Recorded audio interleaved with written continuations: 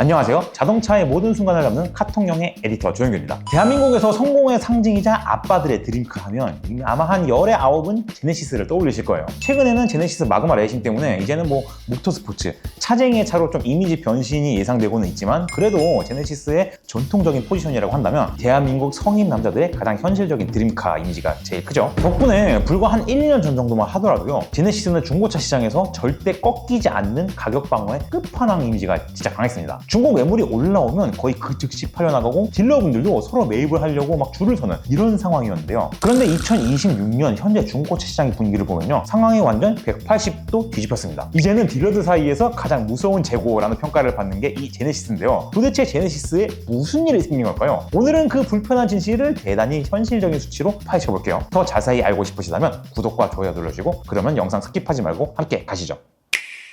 제네시스가 안 팔리는 첫 번째 이유는 바로 유지비 문제입니다. 이 너무 당연한 소리 아니냐고 하실 수도 있는데요. 근데 동시에 가장 현실적인 문제이잖아요. 이 얘기를 빼놓을 수가 없기 때문에 한번 짚고 넘어갈게요. 우선 최근 몇 달간 전쟁 이슈 때문에 많은 분들이 기름값, 이 유류비로 엄청나게 고통받고 있는 그런 상황이잖아요. 현재 휘발유 가격이 딱 봐도 리터당 2,000원을 넘어가는 상태인데요. 게다가 제네시스 차량들 같은 경우는 대부분 고급류 세팅이잖아요. 현재 고급류 가격을 보시면 리터당 거의 최소 2,300원 이상을 훌쩍 넘기고 있는 그런 수준이에요. 기름값 10,000원 넣으면 꼴랑 4리터, 그러니까 페트병 2개 분량밖에 못 넣는 거죠. 심지어 경유 가격도 이제는 휘발유랑 거의 차이가 없는 그런 똑같은 상태가 됐고요. 그런데 G80이나 GV80 파워트레인 보시면 대부분 가솔린 2.5 터보 아니면 3.5 터보, 요거 많이 타시잖아요. 특히 3.5 모델 같은 경우는 공인연비가 G80이 리터당 8km 정도, 그리고 GV80이 7km 정도가 나오는데요. 이거는 어디까지나 공인연비고요. 시내 주행을 하면 거의 뭐 리터당 6km 이하로 떨어지는 그 가격 연비 효율을 보여주고 있습니다, 얘들이. 이 상태에서 1년에 한 2만 킬로 정도 마일리지를 탄다고 가정을 해볼게요. 그러면 일단 유류비만 해도 1년에 800만 원 정도가 훅 빠지는 그런 상황이 발생해버립니다. 기름값으로 한 달에 60만 원, 70만 원 정도를 태워버리는 꼴인데 이게 일반 소비자들에게는 엄청난 부담이 되겠죠, 당연히. 반면에 그 돈이면 요즘 인기 있는 전기차라던가 하이브리드 차량 같은 경우는 유지비의 절반 이상이 확 줄어들게 돼버려요. 아무리 제네시스가 예쁘고 고급지고 하차감도 좋고 뭐 이렇게 여러 가지 이유들이 있지만 매달 찍히는 주유비 영수증 앞에서는 진짜 장사 없습니다, 여러분. 이것 때문에 현재 시장 상태도 홈보다는 실속을 따지는 생존 모드로 전환을 하고 있는 그런 상황이에요. 이게 우선 제일 큰 이유라고 볼 수 있을 것 같습니다. 두 번째 이유는 수입차 대비 제네시스의 경쟁력 하락이라는 것을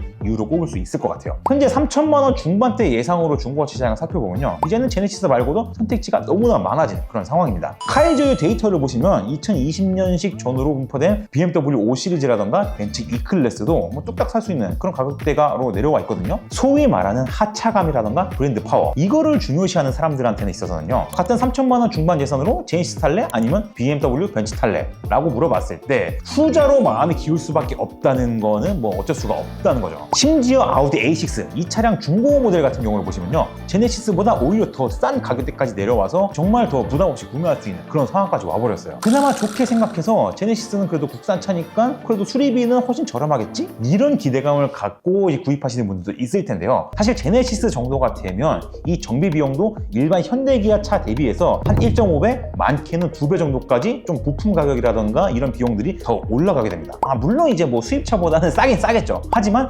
국산차로서의 메리트가 강하다고는 볼 수 없는 그런 수준이 됐습니다. 결국 수입차의 브랜드 밸류와 국산차의 유지비, 이 사이에서 제네시스가 약간 샌드위치처럼 껴버린 그런 상황이라기 때문에 이런 요소도 리스크로 작용을 할 수 있다는 겁니다. 세 번째는 시장의 물량이 너무 많다는 거예요. G80이나 G90 같은 차들을 보시면요, 보통 본인 명의로 친차를 내리는 경우는 잘 없고 법인 리스라던가 아니면 장기 렌트로 운용하시는 분들이 훨씬 더 많은 편이죠. 그런데 일반적인 리스라던가 렌트 계약 기간이 보통 3년에서 5년 정도 사이인데요, 현재 중고차 시장에 풀리고 있는 이 제네시스 물량 대부분이 바로 이 렌트나 리스가 끝나서 쏟아져 나오는 매물들이 굉장히 많은 타이밍이 됐습니다. 시간대를 계산을 해보면요, 2020년도 이후에 제네시스가 이 두 줄 램프 디자인으로 딱 풀체인지가 되면서 그때 엄청 인기가 높아지고 확 붐이 일어났었잖아요. 그 시기에 계약됐던 차량들의 반납 물량이 현재 엄청나게 쏟아지고 있는 상황인데요. 지금 그래서 경매장을 가보시면요, 체감상 소나타나 그랜저보다도 오히려 제네시스 차량들이 더 많이 깔리고 있다는 듯한 그런 느낌이 들더라고요. 이렇게 공급은 엄청나게 넘쳐나고 있는데요, 경기는 지금 하루가 갈수록 나빠지고 있다 보니까 수요 자체가 뚝 끊겨버린 그런 상황이 되어버린 겁니다. 실제로 기업형 중고차 업체들 사이에서는요, 현재 그 6기통 엔진 달고 있는 3천만 원씩 넘어가는 제네시스 차량들 같은 경우는 아예 견적조차 안 넣는 경우가